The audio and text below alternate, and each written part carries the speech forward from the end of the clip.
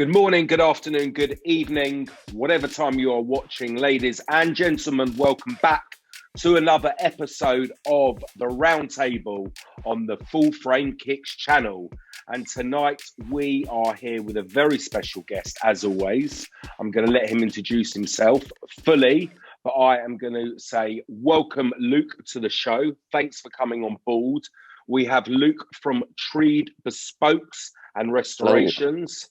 And tonight we are going to be discussing everything regards to Treed Bespoke and Restorations, the background of it, the story, where he is today, where you want to maybe go in the future, and kind of some of the details about, you know, your sort of style, really, you know, that whole wooden style, which obviously we've all kind of become familiar with over Instagram. So we're going to get onto that. As always, I've got my co-host with me, Andy. I'll let him plug himself in a minute. Unfortunately, we have a few other co-hosts missing tonight. They will be back with us hopefully next week. They send their apologies. Andy, over to you.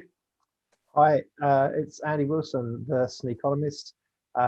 Just trying to get to the bottom of the financial side of the sneaker industry and try and make it a bit interesting, but also along the way, meeting great people like Luke. So yeah, pleased to be on again.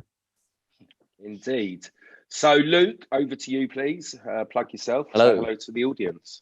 Hello, I'm Luke Dezanza. I am the co-founder of Treed Bespokes, and I basically transforming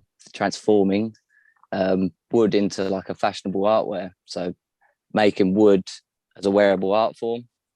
So basically just trying to enhance the beauties and natural things of the wood. Amazing. And if it's all right, I'm going to kick off the first question just to kind of open things up. So my first question to you, Luke, is Treed Bespoke. Where did it come from? Is there a fascination with trees? Is there a fascination with woods? Is it something that runs in the family? Tell me how it was born, sort of thing. Was it a love for sneakers beforehand, or did you get into sneakers through it? Like, I want to know kind of that nitty gritty where it all kind of where the birth together. Of it all came from, please. It's quite hard, really, because I really like nature. I love being outside, love just being in the woods, sort of thing. I love that you can just make anything out of wood, whether it be a house, shoes, as you say, literally anything. I just like the natural abilities to work with it. And then I also love shoes at the same time. And I always thought, dating back to the cog days, they haven't done nothing with wood at all. So I thought maybe I'll bring back some of the natural beauties of the wood inside the fashion world of today. So there I sit on my journey to try and get it on there. Fantastic. And when did you start the actual company? How long have you been going for? I think it's about 4 years now. Well, since I initially started going, because it took me about 2 years to get the first product I was happy with. Yeah. And prior to that, was it something that you had a bit of a background in, kind of restoration, or was it all just starting from the beginning and learning your own way through? Well, I've always been hands-on. Like, I've always done bits of carpentry, been on site here and there. So I've always been working with my hands, but never so much with the fashion side of things, and like not so much intricate stuff, which I really, really like. So it's nice to be able to have a go at something. Amazing. Great. Well, look, thanks for that insight to how it all started, Andy. So talk me through the process. So the swoosh, I don't know if you've got a swoosh there to hand. I haven't got a swoosh. I have got a shoe. So even better. The swoosh itself is made of wood. Yeah, is a hard wood that's taken down to like a veneer, which is a 0.6 millimeters thick, and then I've got to cut sand and make it beautiful. No, and you do that in space. Now, now a swoosh isn't obviously just a flat. No, there's lots of angles to it. Yeah. So are you literally building that into the wood? Are you planing the wood? No. So the wood is completely flat. To get this finish on the top, it has to be set at a completely plumb level flat surface. and like it's quite hard to tell. I don't know if you can tell on the video, but it's Yeah, when you you can feel see like there's like a bulge, like yeah. like when you fill a glass up of water and you fill it to the top and you fill it too much and it just bulges over. That's Yeah, so there's essentially what I'm doing to this. Wow. So, yeah, it's, but the fact that the swoosh, if I was to have the swoosh in my hand, would yeah, it flex like that because it's so it thin? would slightly, yeah, but it's not crazy amount. So I do have one here actually. This is like a Spanish olive. If you can kind of see that, Yeah, but it has lovely. got some twisting possibilities. I was just thinking that every part of a shoe, Yeah, it moves, doesn't it? Don't break it. Every part of a every part of a No, shoe moves, and I was just sort of thinking, yeah, I guess running the length of a shoe, it's not like it's going over the toe box or anything. Running Yeah. the length of the shoe, that's probably the least amount of movement in the shoe that you would have. But, yeah. Depending on obviously the silhouette and the shape of the tick, it does vary quite a bit. So like the pair I done for James, the Blazers, Yeah. the back piece on them was very tight, which was probably the most you could get out of the material. But on some other shoes, the swoosh only comes to here, so it will literally be a flat piece. But right, because on a blazer, it bends right the way around. Yeah, it's literally like a full 180. Oh, this is covered up a bit, but yeah. Oh, nice. So, and it is literally, so that wood you've got there, what is that? Yeah. What, this one here? So you said that was a Spanish. This is Spanish olive. Spanish The olive one wood grain. on the Air Force One. Yeah. This is the color of the wood, or are you staining? Yeah. These are all completely natural wood grains. Oh wow. So, yeah.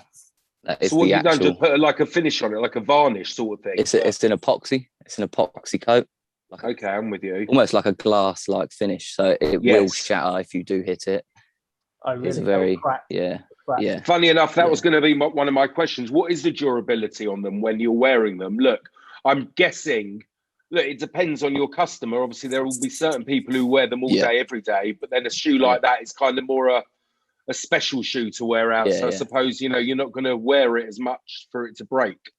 Yeah, for durability, like walking wise, it'll work perfectly. But when it comes to I like riding bikes as a hobby, BMXer. When that touches the metal crank arm on the inside, that'll completely scratch and ruin it instantly. And vice versa. Maybe even if you have your metal aglets hanging too low, and of course, tinks around for a few miles, that'll probably have a little scratch in there. You can, however, bring it back up quite nice with a heat gun and polishers, and because it's quite a thick layer on there. But obviously, not everyone will be able to do that. They will just probably ruin it. Yeah, but then again, you're not going to wear that on a BMX unless it's you. No. Well, it had to be tried, didn't it? Yeah, totally. Certainly had to have a test. So, what about the laces? Sorry, Andy. While we had that shoe in our hands, I just was interested about the laces. So you custom make those? Yeah, these are just a raw material of a length, and then I cut them to size and add the aglets on just for the length of it, really. Yeah, and then I've obviously got the custom treed down there. I'm not sure if you can see it. Nice, amazing. And all that's obviously metal, and you can put those in whichever sort of color you want. So you could bronze. I can paint them. Yeah. But laces wise, it's quite hard to normally match the wood grain. That's the hard bit to get matched. And I guess also you want it to be a sort of a natural sort of looking, feeling lace as well, right? I guess. Yeah. You don't want to over dye it or have to wax it or. No, I've noticed something in the background behind you. It looks like some kind of variant or something like that. Is that just for show, or is that? No, it has a very good purpose. This does. Go on. This is basically a glass vivarium flipped upside down to create a small room that I can control the temperature and moisture of. Because when it comes to putting the epoxy on here, it has to be a level plumb flat surface, and when you apply the epoxy, it has to be set for about 24 to 48 hours. And to control a whole room at that temperature and the humidity it needs is just not really achievable. So I've got the incubator, my sort of homemade incubator for the test lab sort of thing. And I suppose Fantastic. if you had dust and stuff in the air, then it would probably ruins it. So Absolutely ruins it. Yeah, you can't have one dust. You can't have too much air moving. It's a very fussy material to work with, to be fair. Is there anything else that you could work with that would give you a similar sort of finish to that? I'm just sort of thinking, is there a different type? There might be easier or more. What like a different finish on top of the wood? Is that what you're talking about? I was trying to think something that might be more faster to produce and sort of easier to produce, a little easier, yeah. And maybe more weather, be able to withstand more. You would be able to get like a silicone resin, but that dries very soft. If you even push it too hard with your thumb print, it will have the thumb print inside it.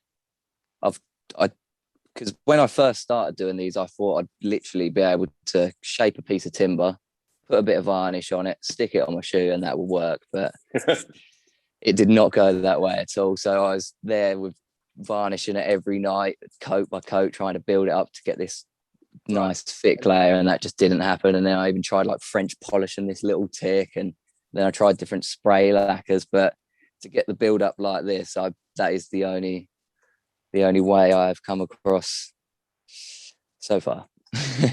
And the fact you said it had to be completely flat, that's because literally you're building it up so it kind of sits so like as I'm dropping it on, if you put one drop too much, it'll, because the tick, say I've got a level piece of wood here, then I've got some foam tape and then the tick, so it allows it, because if it does fall over the tick, the whole lot runs with it. Oh, right. Yeah, so it's like one little bit too much, and it's angry faces. And so obviously what you do is very, very niche when it comes to bespoke and kind of restoration. There's so many people out there doing bespoke work, restoration work, custom work, and obviously there's a million things, but what you do is very, very niche. So how long roughly does it take for you to do a shoe, or does I suppose it depends on someone's requirements? It does vary a lot, but I could probably get a set of 4 ticks. You're talking probably in about 10 to 15 hours of labor. Yeah, it's just that's because amazing. Like this wood grain here will be, the adjacent shoe will marry that wood grain because it's made of the exact piece of timber, and I try and match it up so like the wood grain's level with the floor, and there's loads of little bits to take into consideration. Then you can even, obviously, like James's, I've dyed the wood grain, so it's like a yellow fade with a green yellow, isn't it? Yeah, I saw that green yellow. It was lovely. Yeah. And then obviously the box you do as well, don't you? You did a whole box for him. Completely do the box. Yeah, that box was an old, I think it was, I got it from an old reclamation yard and sorted it out, sanded it down, restained it, and all the works to engrave the tree logo on the top. Just reusing old stuff, really, because I just get a bit annoyed. You buy a shoe and it comes in a battered cardboard box, and then you stack it up, and then they just get ruined, and it's just quite emotional when that happens. So I'm trying to, so you've got a box to treasure it in, sort of thing. Yeah, it's lovely. If you do happen to use the shoe too much, throw the shoe away. You can, however, use the box for something else. Yeah, no, totally. I think boxes look great, especially those special boxes, because you're definitely going to put them on display, part of your collection. Yeah, because they're all handmade by me as well, and they probably take about 15 hours at least in them as well. That's unbelievable. Andy, just before I let you speak, sorry, it was just on the tip of my tongue. Have you ever thought about going elsewhere within bespoke work? Because obviously you've kind of put yourself within this sort of market of very niche. It's wood, which is amazing. But obviously, have you thought about, oh, you know what, I'm just going to do a bit of this, just do a bit of that, or you kind of sticking to your roots sort of thing? Well, I always stick with the natural roots, the wood theme, the eco-friendly, sustainable fashion side of things. But I am open to cover different parts. So I've got a good friend helping me at the moment with the clothing side of things. I'm just trying to get into different things. Like I'm doing research on shoe cleaner as well, get some eco-friendly shoe cleaners out, just different parts to go with it as the brand itself, like different storage units, So maybe some nice shelving units to display shoes in, and Yeah, all out of like wood's made. Yeah, all out of like reclaimed old stuff. I like that idea. Actually, that's something very different. So with the clothing side of it, would that be obviously it wouldn't be wood, but it would just be the eco-friendly side of things? Is that what you're talking about? Yeah, just 100% organic cotton, and then from the profits, I'll put some towards some charities and tree planting and stuff. Nice. Yeah, it's got a good story to it. You know, that's what's nice. It's, you know, it's kind of very current as well within the times. What about doing a little on with a tree on your thing? Can you do a little wooden one, like how you do the swoosh? Yeah, for the t-shirts that come with the shoes, because when you get the bespoke package, they come with because to get this brown, obviously I found myself, I've made this pair of shoes, I just want a brown hoodie or a t-shirt just to match that color. Yeah, totally. Can't get that. Yeah, no, impossible. I was shopping everywhere, ordering every brown thing I could find on Amazon, and you just can't get the exact same color. So what I was doing is on some of the shoes that I make, they have like a tongue tab, like a removable tongue tab that's made out of the same grain of wood that's on the tick. Okay. And that I have a Velcro sticker on the back of the t-shirt. Because obviously you can't wash the wood, but of course, with a Velcro tag you can sort of pull it off and it will still match your shoes. And so I like that. So like here's a blue one for the Pres T ones I done. Oh, wrong way. Oh, that's quality. So it'll be like that. Like a little, that's what I like that. And you could put that on the breast or anywhere, actually, or put it on hats and everything. Yeah, or even like on the shoulders. Yeah, exactly. Yeah, hats work well. So that's really cool. Velcro, you'd have Velcro on that. Yeah. Yeah, that's cool. See, that's quite a good idea, because you could make loads of things like that and just sell them. Yeah. And then you sell can customize. Yeah, and then everyone can customize your own. Yeah, because you only need to buy one or two t-shirts, and then you customize it how you want. Yeah, I like that. There's a lot of good current things going on here, because not only is there a big backlash against fast fashion that I think has a lot of that sort of stuff has been put on pause in the last year with COVID and coronavirus, whether it's single-use plastics and stuff, because everyone suddenly had to hunker down and everyone just wanted to get everything they could get hold of to sort of survive going through lockdown, etc., etc. And I do definitely think that once we're back into some kind of normality, this importance again of making sure, we're going to be ever more aware of how we ourselves, health, etc., and also the surroundings that we live in. So it's great that there's a much bigger story around Treed that's kind of going with it. So it's really it's quite complicated. It's not just one thing. It's quite involved. Just trying to cover all sort of aspects.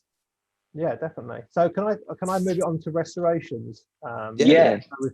So I was looking at some stats to do with shoes, and do you know how many pairs of shoes, not sneakers, but shoes, are manufactured each year? Do you know? I dread to think. JP? No idea. Go on. So I'm only going by the internet stuff that I had a look on, but apparently 20 billion pairs of shoes are manufactured every year, and about 300 million pairs are thrown out. And the majority of those end up in landfill. And a leather shoe can take between 25 and 40 years to decompose. Rubber soles can take up to 80 years to decompose. 80? Yeah. And you want to have a little guess on how long it takes EVA to decompose? 200 years? 1,000 years.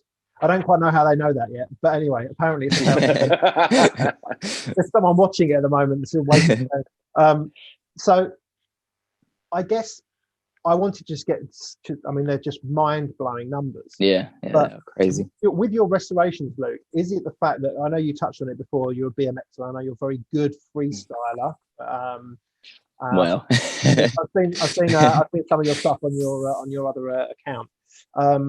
What counts that? I love a bit of BMX. Not personally riding, just watching. It'll be in my bio. It's just Luke Dezunza. It's literally just my name because there's not many Dezunzas out there, so I've got away with that one. But it's in the bio of my account if you just want to check it out. I will do. But so I was just wondering how much of the restoration stuff is where you yourself have maybe had a pair of Air Maxes that you like, or Air Force Ones, and you've BMX'd them to within an inch of their life, and you've decided that there's still life left in these. I'm going to redo the leather. It's scratched. Or I'm going to. Yeah. How much of it is that, or how much of it is you thinking about the world and about stuff like the frivolous nature of people just throwing? Yeah. Well, it's kind of a bit of both, really, because I've always liked cleaning my shoes and keeping them as good as I can. And obviously, as a BMXer, I go out and then ruin them in no matter of an hour, black marks all over them, come home. And I just had this obsession where I had to clean them before I left the house again.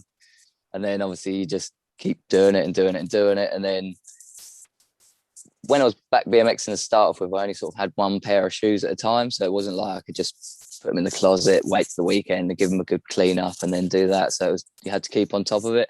Yeah. So then over time, you sort of build up sort of a skill, knowledge of the materials, what to work with. And then obviously I've built up more of a skill as I've been doing the Bespokes, what I can work with, the products and stuff.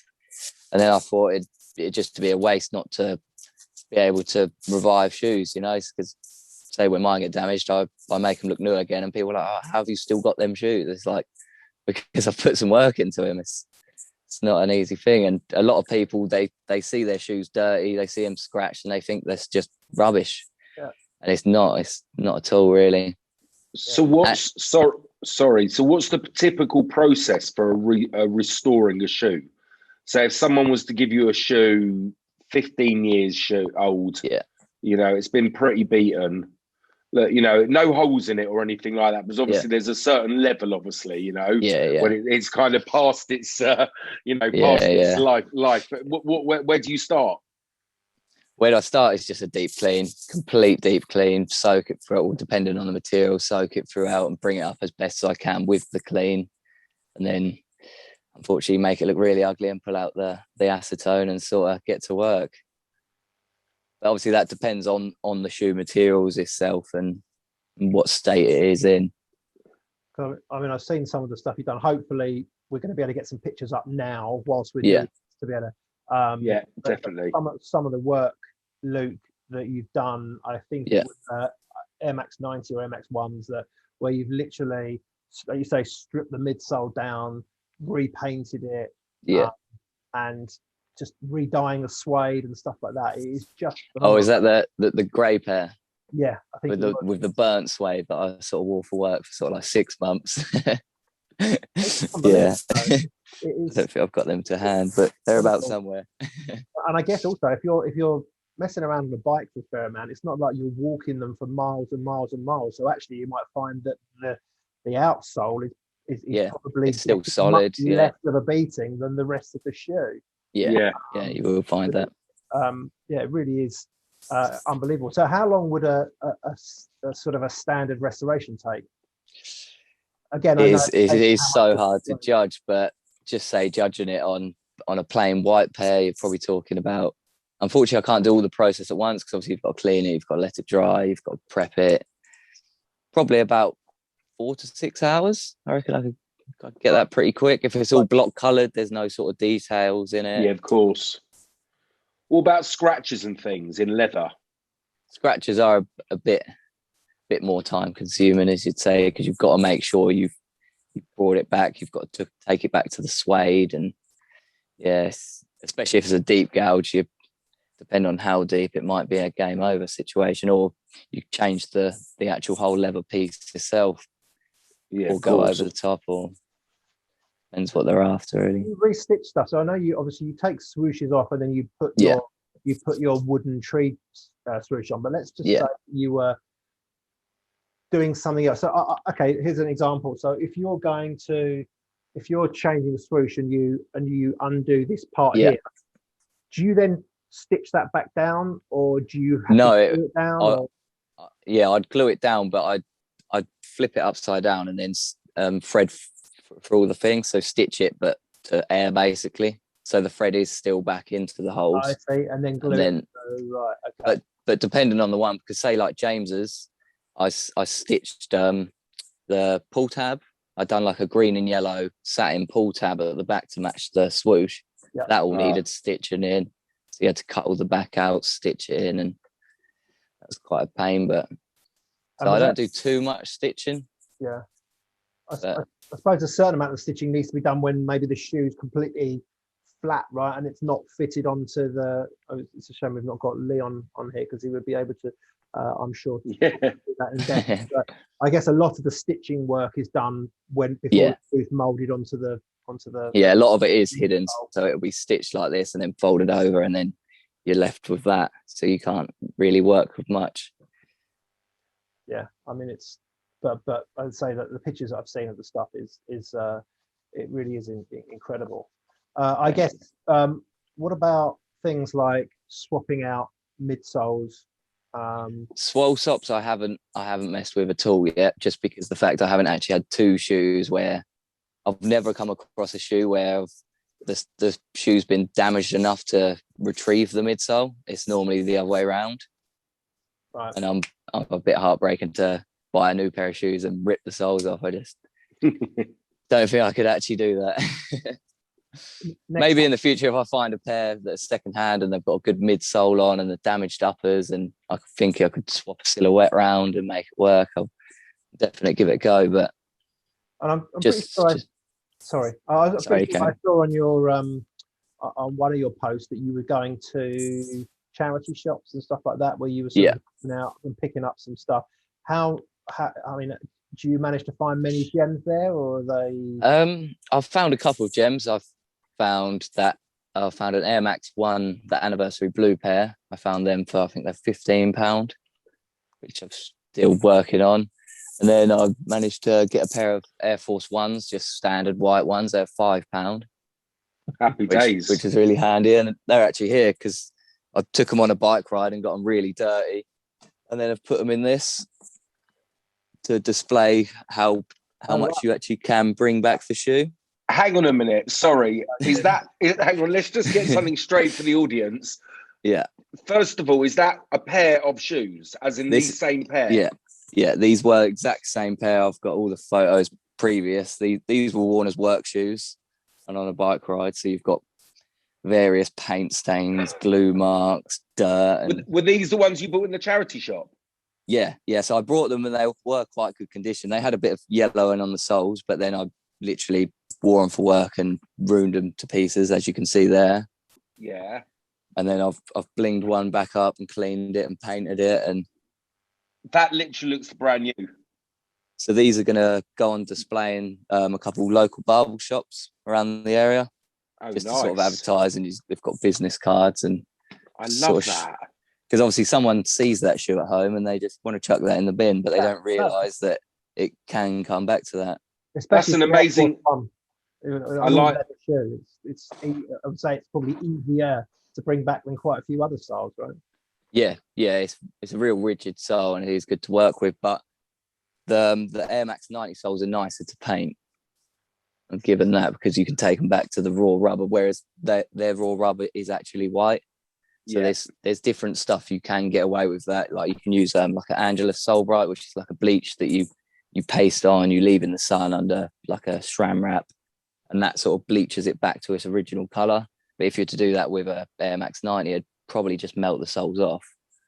So it's like you have got some pluses and some benefit and some against, but they are quite a good shoe to work with restoration wise. That's such a good little display. It's amazing. I'm staring at it. I'm thinking that first of all the whole display, but that you've got your business card holder. That's where you putting these? Did you say? I think he said in a barber shop. A barber. Sorry, shop. These are going in some barber shops, some local barber shops. I need a couple of these displays myself. I don't know where I'm going to put them. And then you've got they're amazing. These were actually worn on a bike ride. Oh my God. Just before the snow, I biked to Felixstowe on an off-road route, and that was the outcome. That is crazy. Look at them. They look like brand new, Andy. Yeah. That is unbelievable. Because these shoes itself, I actually brought off somebody messaged me from the Treed Restorations, and they wanted to get them shoes restored. And I quoted them up, said they'll need the uppers painted, the soles painted. And they said, to be fair, I think I'll just buy a new pair. They didn't think it was worth it. So I was like, yeah, sweet. Well, I'll buy them off you if that's okay. And then brought them off them, and then got a nice display out of it. So I was going to say, I think we're going to ask the same question. Go on, Andy. It becomes a point where you turn around and go, my Air Max 90 was £100, and now it's a bit beaten up, and I don't know how long the air unit's going to last, but is it going to cost me 50 quid to get them done up? There becomes it doesn't become economically viable anymore. Oh, if you don't mind me asking, I was going to say, how much would you, if someone gave you a pair of shoes like that, how much did you charge to get them to that again? All whites, I reckon I'd 45. Yeah. From that to that. See, at the end of the day, £45 is not bad for the work you're putting in. It's but not, I do understand. I'm probably pocketing out, but it helps another shoe live on. Yeah, of course. Look, it's a business at the end of the day, and I respect your, the work you put in, obviously. But I do understand the consumer point of view, where it was like, hang on a minute, £45. Yeah. Well, Yeah, on a plain white pair, you'll definitely debate it whether. So, like, I'm quite fussy, and I don't really like the Air Max 90 recrafts. Yeah, because of the different. They're a bit spongier at the front. They've got the extra stitch line, and so personally, I would prefer to spend, say, £40-50 getting mine restored than paying the 100 for new ones, just because I want that original silhouette. And obviously, it does depend on the shoe itself, because obviously you'll have a shoe that you are attached to. You've had memories in. You want that exact one, whether you can buy it new or not. It's just, it all depends 100%. On how much you want that shoe to be. Yeah, I was going to say, like you said, a standard white pair is always going to be a bit tricky, but most people will have shoes that they mean something to them, so they spend 45 quid to get it back to new again. Yeah. Have you ever had someone come to you with, I don't know, a term, and they go, right, this is an original 1985 Air Jordan 1 or anything like that? Have you ever had someone come to you with something that has clearly got quite a lot of value, and they've said, can you have a go at this? Obviously, I guess when stuff that old, you don't want to make it look like it's box fresh, because it kind of takes the character away from it. But have you worked on anything that you've been a bit nervous at, or what would the ultimate shoe be that you'd like to work on? The ultimate shoe I'd like to work on, that'd be quite tricky, to be fair. Probably something with just a lot of detail and a lot of painted detail, as a lot of the ones I have been restoring are just block colours. There's no patterns. Like the elephants, they'd be quite fun because there'd be little details in and stuff like that. So you tackle anything? Yeah, I'd give everything a go. I had a go. Someone sent me, when I just put up the page, the Duck 90s. Yeah. The infrared ones, The OG ones. Post, yeah. Yeah. I was quite nervous first touching them, putting the suede dye on them, but we got there. Oh, nice. We'll put some pictures up somewhere of those. If you got pictures, that'd be a good one for everyone to see. They're on the Instagram. But not really like proper rare ones. Not really. I've cleaned quite a lot of like expensive shoes, Dior's and Off-Whites, but not proper exclusive. It's a shame you couldn't have actually got a bit of a business out of making everyone's elephant dunks that Nike messed up. Then back to painting in the pattern. Yeah. Then you couldn't have knocked them out, because I bet there would have been a few people that would have paid 20 or 30 quid. Easily. Yeah. Because if you imagine, you get this shoe and it's £90 and it looks like a bag of crap, and you're like, it's almost like it's going to be sold as a B grade rubbish shoe. But if you could turn around to someone and go, it's going to look really good, yeah, and we'll paint it. Someone's going to turn around and go, because it could be worth £300 or £400 if it's like nailed on. It's going to be like, someone would pay 30 or 40 quid or 50 quid or no, it all depends on the customer, really, because sometimes, as you say, money isn't an option, and they want what they want. So it's just, that's it, isn't it? It is the end user at the end of the day. It's like we go over about quality control week in, week out, with Nike these days. I suppose there's a service where someone could pay 20 quid and you take away all the glue stains every week. But it depends. He's a one-man band. He hasn't got that much. He hasn't got that much time. Exactly. The next thing from this, they get 100 inquiries. It'd be handy if I had a little like pop-up shop next to Offspring or something. When you pick up your new one, quick, give it a QC and bring it to me. Do it out the boot of your car. Can you remove glue stains from suede? From suede, depends on how pushed in it is. If it's literally just sitting on top, you can get away with plucking it and a bit of acetone, and depend on the colour of the suede. And there's a lot of variables, really. I'll definitely give it a go, though. Yeah. No, it's a real shame that there's been so much shoddiness that it's crazy. I was listening to the Half Size Up podcast actually, and they were talking about I don't mind plugging other people's podcasts, by the way, because I know no, not at all. We don't at all. And they were talking about I think it was like University Blue Jordans, and they were saying how some of them they were coming with really bad glue stains on. And then I was going through the whole process of how non-sneakerheads don't understand about how a sneakerhead feels. So I was going through the whole process of like, I've won a raffle, and then someone that's not a sneakerhead would turn and go, "What, you've won a pair of shoes?" And you go, "No, I've got to pay for them." And then you're all excited, and then you get them now the next session, because before you get the shoe and it'd be fantastic and you love it. Now the next bit is you open the box up, and still nervous. But you're still, no one will send it back. You're still like, thanks Nike for allowing me to pay you for this shoe, and also not doing that good a job with the QC, and I'm still going to keep it. It's just so most people understand. There was a lot of glue stains on my UNCs. Yeah. But we won't talk about that. Sore subject. So there was another stat that I looked up that they were saying that one shoe, and this is a very generic sort of general comment, one shoe produces 30 pounds of carbon dioxide through the process of it being made. So I guess there's quite a good link to trees when it comes to sort of carbon dioxide and trees doing the process of changing stuff back into oxygen and stuff. I guess there's quite a nice little link there with what you're doing with the sort of the tree stuff, and just again, I think we will get back to a point where we're looking at how bad for the environment production of shoes are.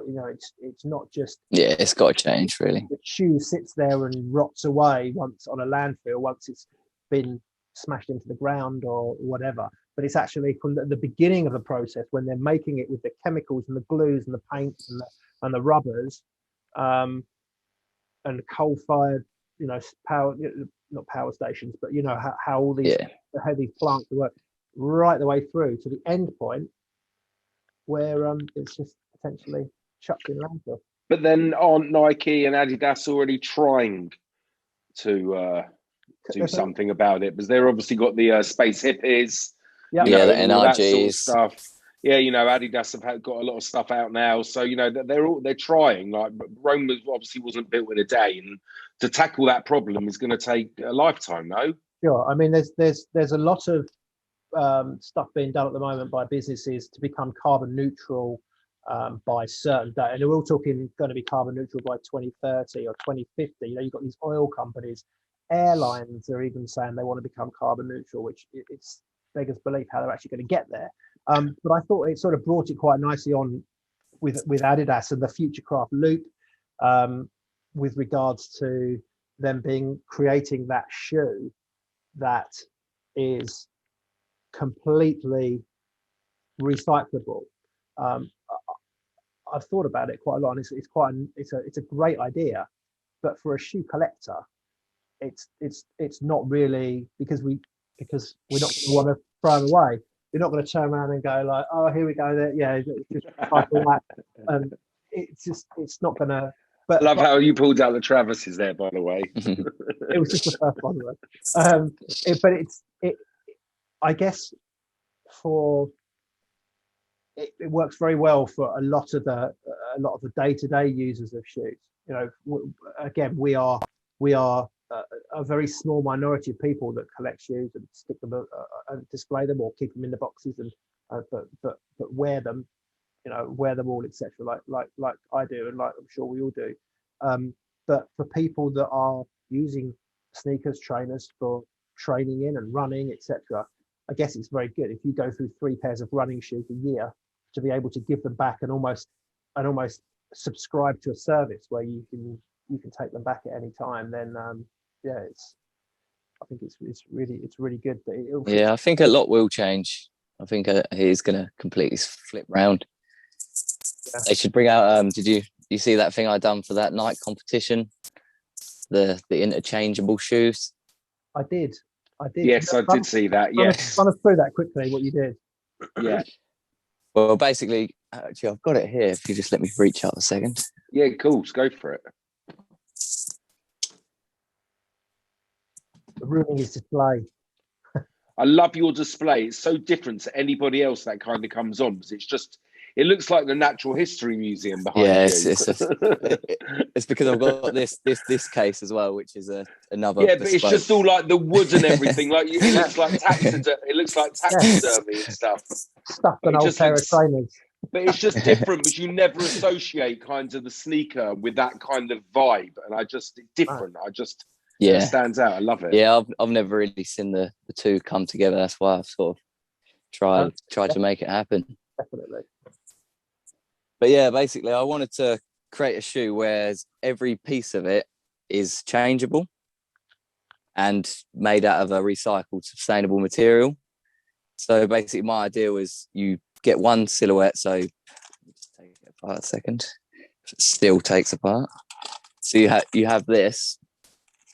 And it's the top sole without the bottom. Yeah.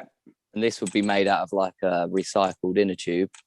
And then all the suede, the felts, every material, you'd buy a different sticker pack to stick onto your silhouette.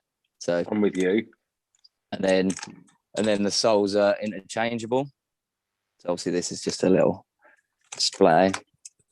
It doesn't look very comfortable. Yeah, unfortunately. Dad joke there, sorry. And then so on, you can just keep changing the soles. So when the sole does wear out, you just buy the new sole. If you want to swap up the colours, you just buy a new sticker pack. It'd be so versatile, and you can just change it for whatever design you need. If you need a running shoe of a lighter sole, you get a real light foam one. If you want a heavy wooden one for show, you get the wooden one. It's just the customizable possibilities are sort of endless with that. Like a Velcro sort of upper that you can keep. Because I got my son can't think of the name of it now, but it's the Air Force Ones that Nike brought out just before Christmas. Where basically it's a black Air Force One, and then you have all the different sections. The toe box sections are all Velcro and stuff like that. So you've got a white swoosh. Yeah, they did look quite cool. I did see those. Yeah, they come with like a little spare pack, don't they? You can just sort of customize them up. The only problem with that was that if the front mudguard part that runs around the side of the toe box, as you're walking with that, it makes a bit crunchy Velcro noise. Yeah. Take that off and integrate that in, taking other parts off, so it looks fine. They're absolutely fine. They're downstairs, otherwise I'd run and go and get them. But yeah, it's a really cool. But that's what people want now, is they want to be able to change. And we're seeing a lot of that, like, to be fair. I think it's an amazing obviously concept. It's obviously, and we're starting to see that, as Andy said, there's a lot of products out there where they're coming with interchangeable swooshes and obviously different patches and everything. I just think the companies, they need to kind of get a perfect product. Because you look back at the Basement 90 Londons that came out a few years ago, they were horrendous, those swooshes. I've got them, and they looked like a 5-year-old cut them out. And it was like, you can't believe Nike were actually putting these out to the open market, and it was embarrassing sort of thing. And that's the only problem with it. It just needs to kind of be perfect, doesn't it? Yeah, it looked like they were stuck on top almost. It didn't look like it it wouldn't sit flush or anything like that. It was just It was just the whole thing was such a shoddy job, and it was like, yeah, that The was shame, 'cause it was a nice shoe. yeah, I love it. But because of that, that was my third favorite out of those. I think I really liked the Manchester one because it was very plain and had that popping Yeah. Neon, yeah. Yeah. But then I love a grey shoe because it matches my hair. I love a grey shoe. But the Glasgow one The Glasgow was great. lovely as well. Really, really nice. So, but it was just it seemed a bit shortchanged on the London one. Another London shoe where we feel like we were a little bit shortchanged. Bring back that dunk, I say, in the city. Don't talk about that dunk. That's the grail. It certainly is. Certainly is. We are hitting nearly the 45-50 minute mark, which is great. I think we've covered most things. One thing I did want to ask you, Luke, but obviously, hopefully you'll come on my free so you can give a full insight, because I don't want to hear it now. But where's your, as a sneakerhead, are you a completely all-round sneakerhead, or because of the whole wood thing, you've got kind of a certain vision you go in sort of thing? Where are you with it, or are you just a bit of everything? Pretty open to anything I like, really. As long as I like it, it's coming home. Yeah, fair enough. Fine. Basically. So just like the rest of us then. No, I just thought you may have had like a specific kind of silhouette, or it's definite an Air Force One silhouette is my key, because when I first started getting into shoes, I mainly got them for riding. I fell in love with the brace, the support of the Air Force One highs, and then for every shoe I brought them in Air Force One, so if I do damage them, I'll be able to ride in them. And then over time, I just fell in love, and I've got too many pairs, and I don't think I'll ever run out of shoes to ride in now. But I do know one shoe, because you obviously like an Air Max 90. And this is I do love a 90. Something that Luke and I were talking about on a DM. There's this Air Max 90 coming out that's got like a wood finish to it. Yeah, it's laser etched wood into a suede. Yeah. Is that the one with? Is that the khaki coloured one? It's kind of like a creamy. It's kind of. Like, oh no, sorry. Yes, it's the pack, isn't it? I can't remember the. I can't. But is it kind of got a tree on it, or something? No, it doesn't actually have a tree. It just has the wood grain, like engraved into the suede. Okay. It's literally. I've seen the pack coming out. I need to have a look. If you can think of a shoe, you go like, I'm going to design a shoe for Luke. And it's going to be that. There's no other. What's it called? It's like a wood. I'm just trying to get it up now. See if I can. Because I know there's a pack coming out. Going to come out. Let's have a quick look. I'm going to have a quick. Oh, you found? Oh, that one. Yes. Sorry. Laser. Yes, the laser. Yes, I saw that the other day. Yeah, it's incredible. Yeah. So I reckon that Luke. I don't know how that's going to be. I guess it's in a leather upper, right? But I mean, Luke, with something like that, that's almost like a blank canvas for you to be able to do. I have always wanted to go on for a 90. Yeah, you need to triple up on those. Yeah, you need a pair for yourself. Just you be lucky enough to get myself a pair. That's all right. No, I reckon they would be all right to get hold of. Get the community, or get you, or go all out. Yeah, you could get like a mahogany version. You could get all different ones. Yeah. Don't start. It's true. You need one to keep yourself, and then a couple to play around with. Yeah, it would be cool. Yeah, change them up completely. Yeah, customization side of it. That'll be the next ones in that little cabinet thing that you can take and put on display. Definitely. Excellent. Anything else, Andy? No, I don't think. I think we sort of pretty much went through everything. Anything else you want to say, Luke? Anything that we haven't covered that you want to talk about? No, that's everything. I think that pretty much covers everything, which is really good. The only thing I would say is that I knew I randomly met Luke at Westfield after we'd been to a sneaker event, and I was in Foot Asylum with my son, and he was there with his partner, and we both had the band thing from was it Sneakerness? I can't Sneakerness. Yeah, that's the one. and we just got talking there, and we were just chatting over the thing. And I've known Luke to talk to ever since, and I knew everything that he was doing from the restoration side and from this tree bespoke side of things. But the more you've gone into it and seeing your setup, and it's just sort of multiplied it by 1,000. And I just think the message that you're running with what you're doing, absolutely fantastic. And I really hope that people watching this will realize that. And I just wish you all the best with growing that, because I just think you're a cracking young man, and you're doing a really, really good message. It sounds like I'm a Britain's Got Talent judge. I promise I didn't pay him. No, but Andy, I agree. Actually, I met Luke at Crep City at Wembley, the first one at Box Park, Wembley, and I came right up to your stands. We had a chat, and it was just purely because what you had on the display was completely nothing else in the whole room. You know, there was nothing else like it, and it was actually made a change because over the years, these sneaker shows, I love them in terms of the community sort of thing and the day out, and it's great fun. But in terms of actually what's on the tables, it's just gone downhill. It's not what it used to be, you know.